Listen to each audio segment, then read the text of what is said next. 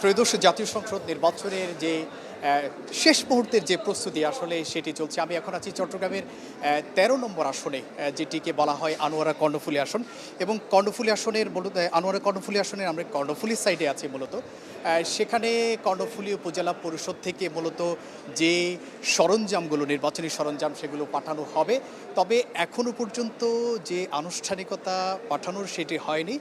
আমরা একটু আগে কথা বলেছি, এখানকার যারা সংশ্লিষ্ট কর্মকর্তা আছেন তারা যেটি জানিয়েছেন তাদের সব প্রস্তুতি সম্পন্ন। তবে যে পাঠানো হবে কেন্দ্রে কেন্দ্রে সেটি হয়তো আগামী ৩০ মিনিটের মধ্যে তারা শুরু করবেন, এমনটা তারা আমাদেরকে জানিয়েছেন।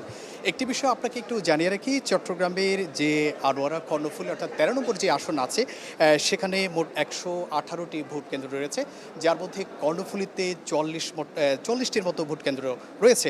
এখানে মূলত ৭ জন প্রার্থী তারা প্রতিদ্বন্দ্বিতা করছেন, যার মধ্যে মূলত বিএনপি যিনি প্রার্থী আছেন তিনি সরোয়ার জামাল নিজাম রয়েছেন, এবং একই সাথে বাংলাদেশ ইসলামী ফ্রন্টে যিনি রয়েছেন এস এম শাহজাহান, এছাড়াও মাহমুদুল হাসান, তিনি বাংলাদেশ জামায়াত ইসলামের যিনি প্রার্থী তিনি রয়েছেন।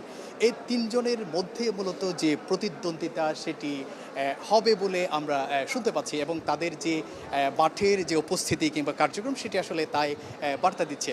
তবে যাই হোক, আমরা আশা করি একটি সুষ্ঠু নির্বাচন অনুষ্ঠিত হবে, এবং এখানকার যিনি কর্মকর্তা আছেন উপজেলা নির্বাহী অফিসার, তিনি একই সাথে সহকারী রিটার্নিং কর্মকর্তা, তিনি যেটি বলেছেন তাদের যে প্রস্তুতি সেটি অনেকটা সম্পন্ন। হয়তো আগামী ৩০ মিনিটের মধ্যে যে পাঠানোর যে কার্যক্রম সেটি শুরু হবে, এবং সবকটি কেন্দ্রে হয়তো ২-১ ঘন্টার মধ্যে যে নির্বাচনী সরঞ্জামগুলো আছে সেটি পাঠানো সম্পন্ন হবে, এমনটা তারা আমাদেরকে জানিয়েছেন। তো এই ছিল চট্টগ্রাম থেকে আসলে আমার কাছে যে নির্বাচনের যে প্রস্তুতি সেই তার সবশেষ খবর।